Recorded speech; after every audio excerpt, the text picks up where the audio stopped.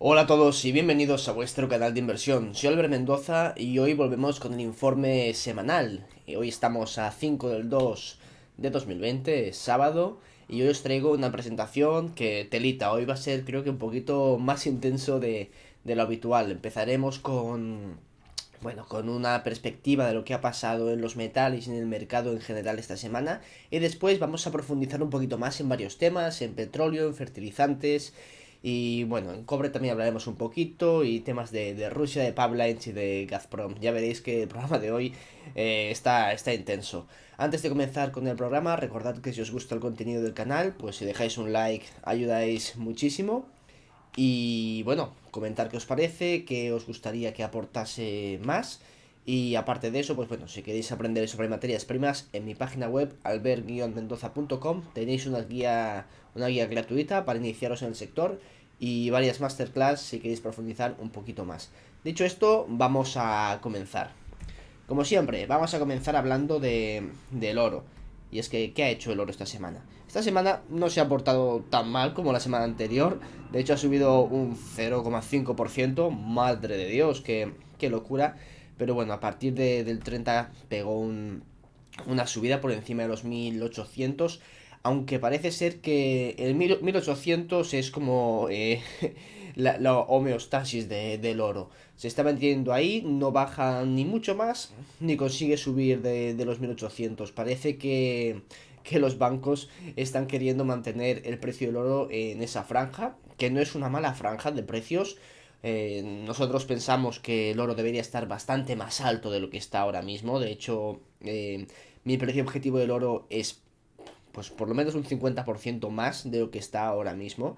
Y claro, ese sería su precio justo, pero también supongo que habrá intereses para mantenerlo en esta franja. Y ya sabéis que a los bancos les gusta manipular el precio de los metales preciosos para su propio beneficio. No es la primera vez que lo hacen. Les han multado y pillado varias veces. Y lo van a seguir haciendo porque las multas son menores de lo que se consiguen embolsar.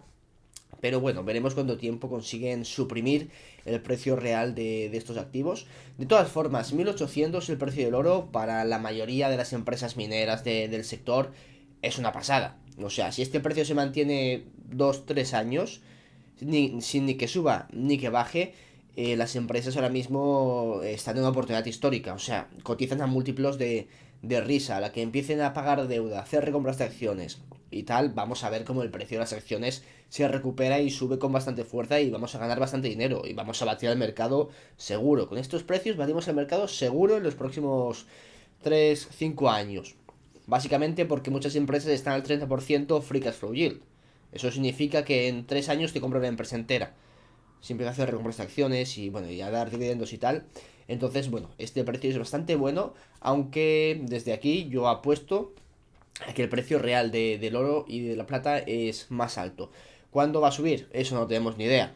De momento toca aguantar, a pesar de que los metales pueden fluctuar. Y ya me habéis dicho algunos, hostia, tío, pero si es que los metales es un coñazo, porque ahora mismo no dejamos de perder dinero. Sí, bueno, a veces hay sangrías que ocurren, pero es que da igual. A mí, en mi experiencia, con el tiempo que llevo en el sector, si tienes la mente fría, tienes buenas empresas y consigues aguantar esta volatilidad, seguramente a largo plazo puedas batir al mercado. Y de hecho así lo he conseguido en los últimos años. Y ya lo sabéis porque publico mi rentabilidad de forma pública cada X meses y de forma anual. No me ha ido del todo mal. Entonces es eso, aguantar, aunque en el corto plazo podemos hacer underperforming, es decir, conseguir rentabilidades menores y por debajo de lo que suele ser el mercado. A largo plazo, si lo hacemos bien y si nuestra tesis es correcta, porque a lo mejor nos equivocamos, lograremos batir al mercado. Pero también es la gracia, ¿no? De esto. Hay que echarle un poquito de narices al asunto. La plata, pues la plata lo ha hecho peor. Ha caído un 1,3, casi 1,4. Y bueno, ya veis, volatilidad de la plata que siguió al oro, o el oro siguió a la plata, pero el oro lo ha hecho bastante mejor. Poco que comentar que no haya dicho ya antes. El Standard Poor's sí que lo ha hecho bastante bien, casi un 2%. Hemos tenido unas recientes caídas, ya os podéis imaginar por qué. Y es que Facebook se pegó una torta histórica. O sea, como veis, esta semana ha caído un 20% debido a que publicó unos resultados no malos. O sea, no malos, pero peores de los esperados. Y esto ha sido una locura. Que caiga una empresa un 20% en sí no es una locura. Que caiga una empresa del tamaño de Facebook un 20% sí es una locura. Y lo vais a ver en la siguiente diapositiva. Y es que es la mayor caída de la historia a nivel de capitalización bursátil. Como podéis ver, en un momento se han perdido 252 billones de dólares. O sea, y esto supera la caída de Apple, la caída de Microsoft en 2020, la caída de Tesla, Amazon y la de Facebook otra vez en 2018, que ahí Facebook se puso a tiro, la verdad, para comprar.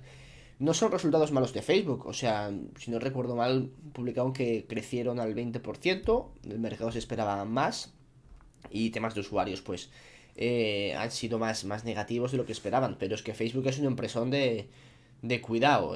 Podemos estar más o menos de acuerdo con el rumbo que puede estar tomando, pero es una empresa que genera una cantidad de dinero y una calidad importante. Entonces, con esta caída es posible que se haya puesto en el punto de mira de muchas personas, y si os gusta el sector y invertir en este tipo de empresas, pues puede ser un buen momento para echarle un ojo más a profundidad a Facebook.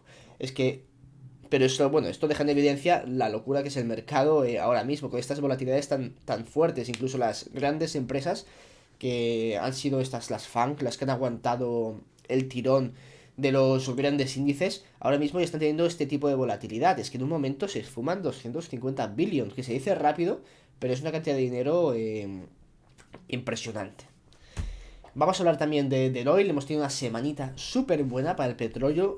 Tenéis que el West Texas Intermediate pues ya está por encima de $92. Por encima de $92. Esto es una barbaridad. Las empresas con esta cantidad, con este nivel de precios del petróleo, pero es que generan una cantidad brutal de free cash flow increíble. Y las tenemos cotizando a niveles deprimidos. Si es que como se mantenga este nivel de precios un año, 2 años, estas empresas se van privadas, porque es que, coño, se compran automáticamente a base de recompras y las sacas del mercado, porque es que estos precios son una locura en comparación con el precio que tienen las acciones ahora mismo de estas empresas.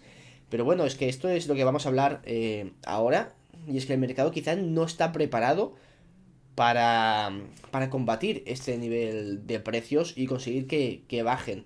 2022 va a ser un año complicado para el sector del petróleo y muy volátil. Tiene toda la pinta de ser un año bastante interesante para nosotros como inversores. Y es por eso que hace ya unas semanas aumenté mi exposición al sector del oil. Ahora mismo supondrá el 20% aproximadamente de la cartera, porque la verdad quiero cubrirme un poquito de esta alza de precios que tiene el petróleo.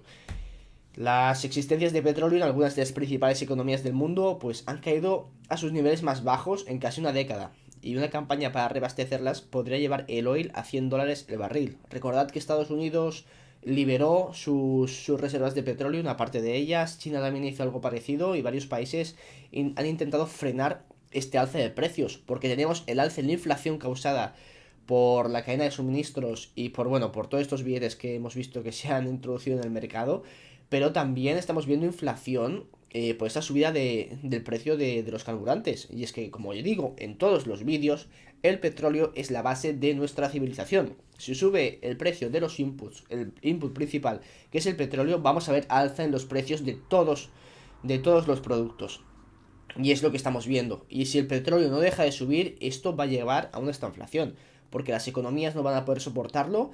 Y no sé si era que a partir de $80 el barril, a partir de esos niveles, cada X porcentaje que subía el precio del petróleo, el crecimiento se desaceleraba. Y es que, claro, a estos niveles, joder, pues es complicado tener un crecimiento económico sólido en las condiciones que estamos viviendo ahora mismo y con estos niveles de deuda.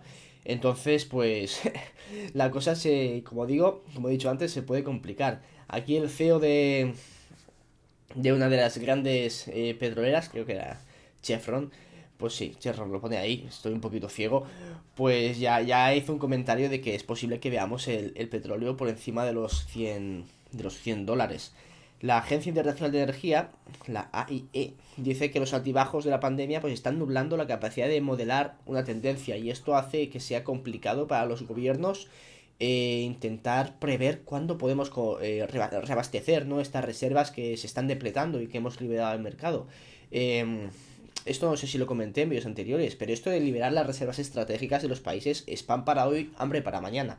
Porque las podemos liberar a 80 intentando frenar esta subida de precios causada por un componente estructural del sector. Es decir, que esto viene de largo, esto no viene de volatilidad del momento, esto viene de falta de inversión, políticas ESG que han desfavorecido la inversión en el sector y una demanda que va a seguir creciendo y que las agencias gubernamentales y algunas y privadas, algunas también, pues no han conseguido prever que la demanda seguiría creciendo. Todos hablaban del peak oil. Hemos llegado al nivel máximo de consumo de petróleo. Y no, estaban totalmente equivocadas.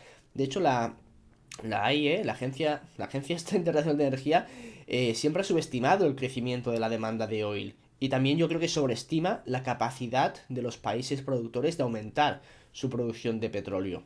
Y entonces, esto es histórico, esto lo podréis ver si veis las predicciones de crecimiento de demanda, siempre la subestima. Entonces, yo creo que también está un poquito influenciado, ¿no? Por el gobierno y por la tendencia que seguimos aquí en Occidente de descarbonizar, entre comillas, que a saber qué significa descarbonizar la economía. Los tanques de almacenamiento son extremadamente bajos y los principales productores de la OPEP Plus están luchando para bombear lo suficiente para cumplir los objetivos de producción prometidos. Esto lo dice Energy Aspects.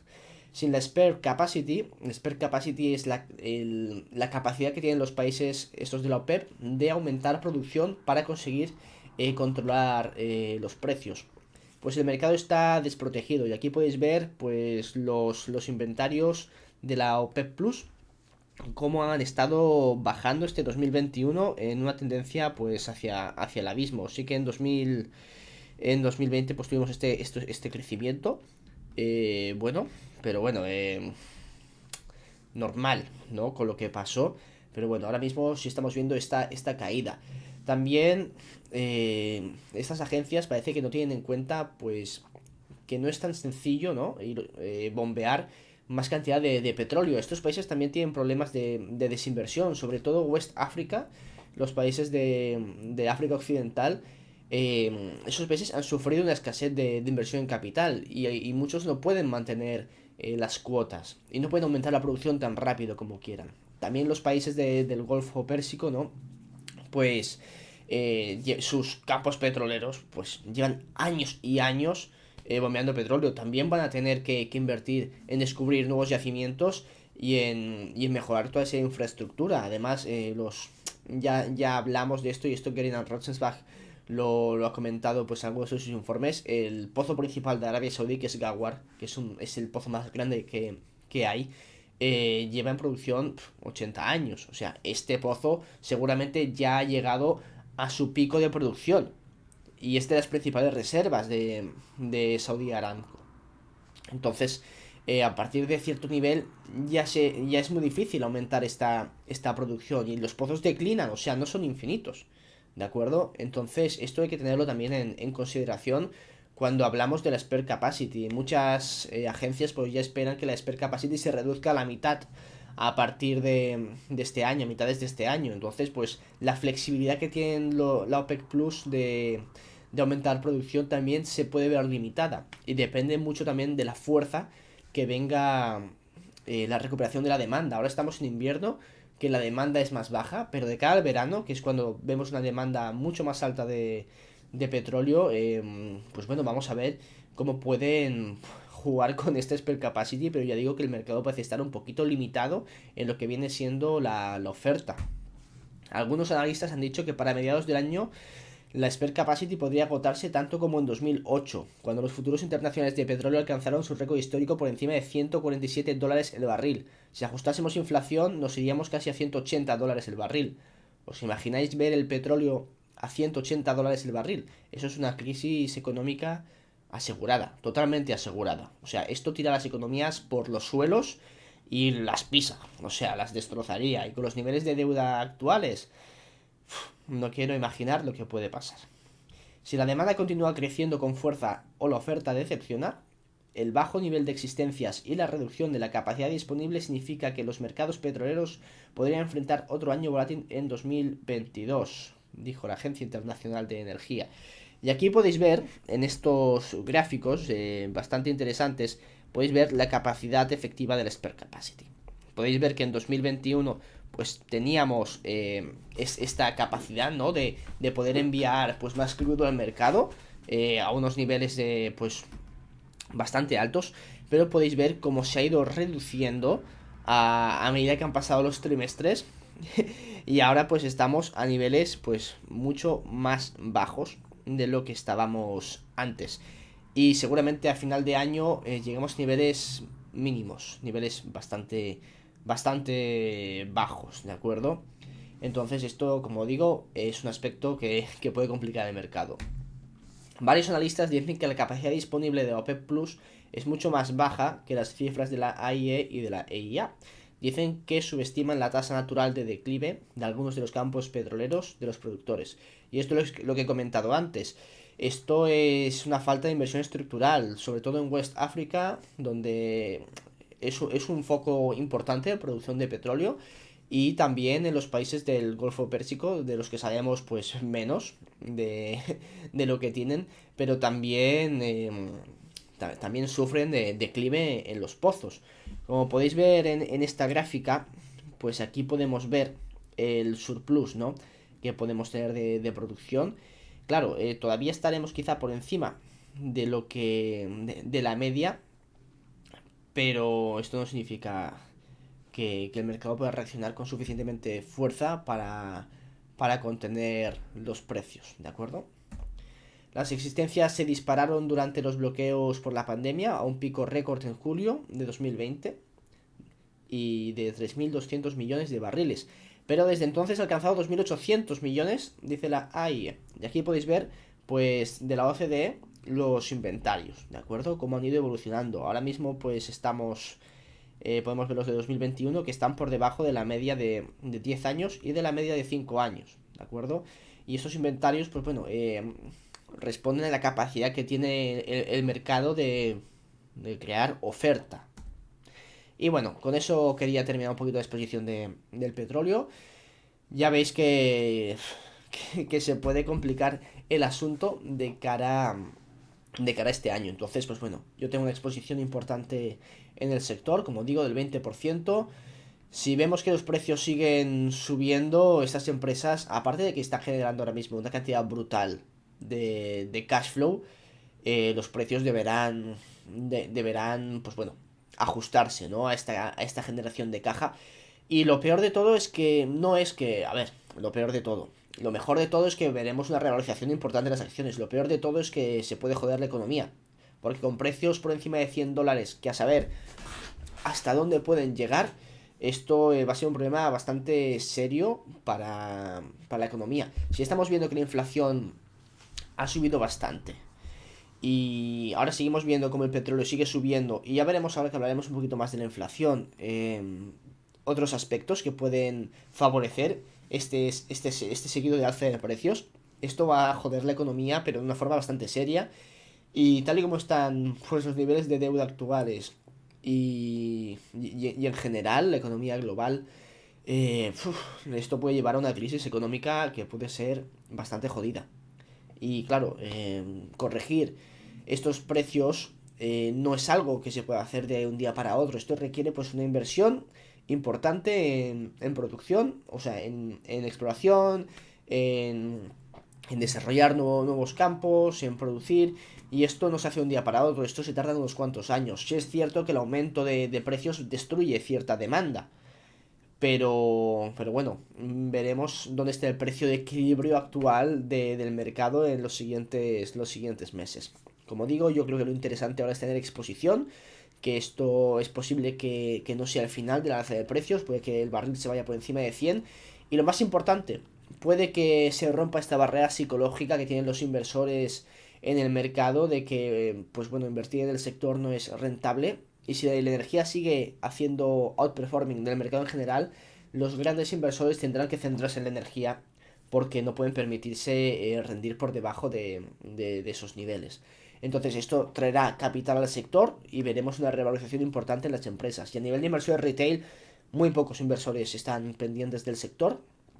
Están todavía pendientes del humo de las criptomonedas y todo esto. Pero bueno, al final las rentabilidades atraen capital y el mercado, pues bueno, tiene que funcionar y tiende a funcionar en el medio y largo plazo. Así que dicho esto, terminamos de hablar del petróleo y vamos a hablar de inflación de calidad. Una calidad de inflación buena. Y quería haceros unos pequeños apuntillos de un artículo que leí bastante interesante sobre Ucrania. Y es que Ucrania tiene más de 41,5 millones de hectáreas de las tierras agrícolas que cubren el 70% del país. Según la Administración de Comercio Internacional, en 2020 el sector generó casi el 10% del PIB. Y es que la mayor parte de Ucrania son tierras agrícolas. Como podéis ver por aquí, sobre todo que viene siendo la región del Donbass, la parte que está con el conflicto de Rusia, generalmente son cereales y girasoles, pipas.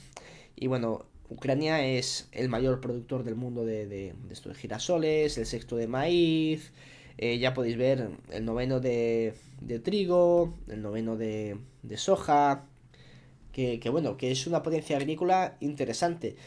Aquí era un pequeño puntillo de que quizá estas tensiones pues podrían fastidiar un poquito lo que viene siendo la agricultura en el país, ¿de acuerdo? Y esto, bueno, si ya estamos viendo alzas de precios en los alimentos relacionados con el aumento de los fertilizantes, que a eso iba también, porque las cosas se pueden poner feas, porque Rusia prohíbe las exportaciones de nitrato de amonio hasta abril para apoyar a los agricultores nacionales, los sistemas de fertilizantes. Las cosas se pueden poner feas en el sector de alimentación y esto puede causar un alza de precios también generalizado en este sector. Y bueno, joder, si le sumamos ya el alza de precios del petróleo que se extiende a todos los sectores y encima ya estamos viendo cómo se extiende a los fertilizantes y a los alimentos, tenemos el cóctel perfecto para tener alza de precios, pero de una forma generalizada e importante.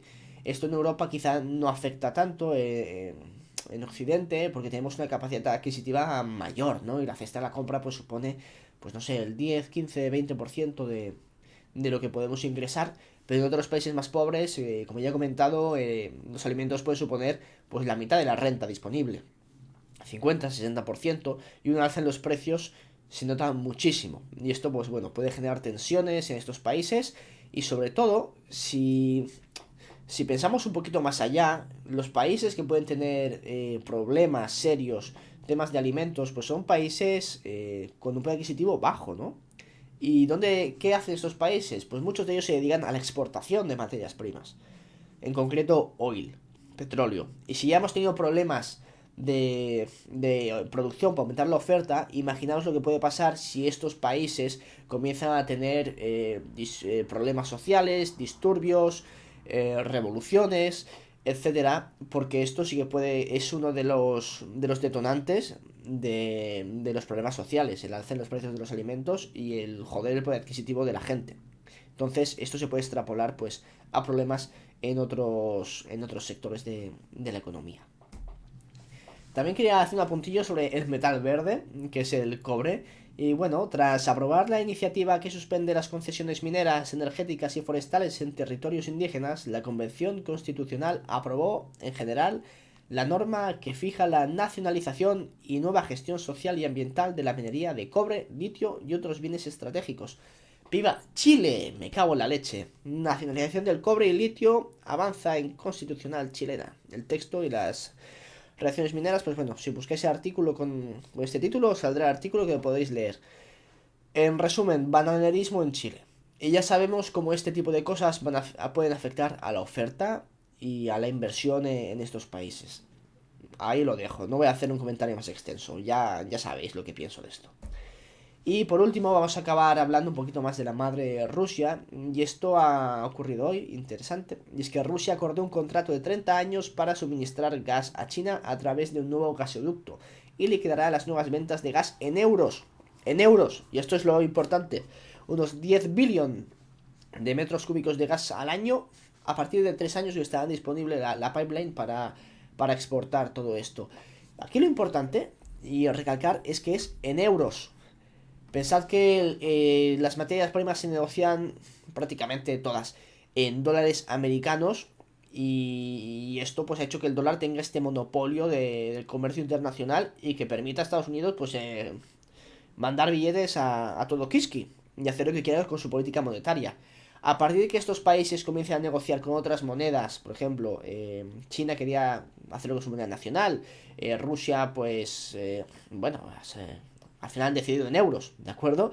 Porque es una moneda estable también, estable dentro de lo que vienen siendo las monedas, y de esta forma diversificar de los dólares americanos. Claro, si baja la demanda de dólares, pues ya os podéis hacer a la idea de lo que pasa con los precios establecidos en dólares, ¿de acuerdo? Así que bueno, esto es algo bastante interesante. Y por último os quería comentar que le echéis un vistazo a Gazprom, que tengo el análisis en análisisdeinversión.com, y que es la empresa que tiene el monopolio de gas en Rusia. Tiene, pues bueno, el 16% de reservas mundiales y el 70% de reservas de gas en Rusia, además de petróleo y otros tipos de materiales. Así que echadle un vistazo si estáis en análisis de inversión, que os puede gustar bastante. Y con esto vamos a cerrar el informe semanal. Espero que os haya gustado. Sé que ha sido un poquito de tralla del vídeo de hoy, pero bueno, sé que os gusta también. Recordad dejar un like, que ayudáis muchísimo, comentar, activar la campanita de notificaciones, porque a veces no soltará la notificación si vuelvo un nuevo vídeo y no estaréis al tanto. Y bueno, y con esto me despido, muchas gracias y nos vemos en el siguiente. Chao.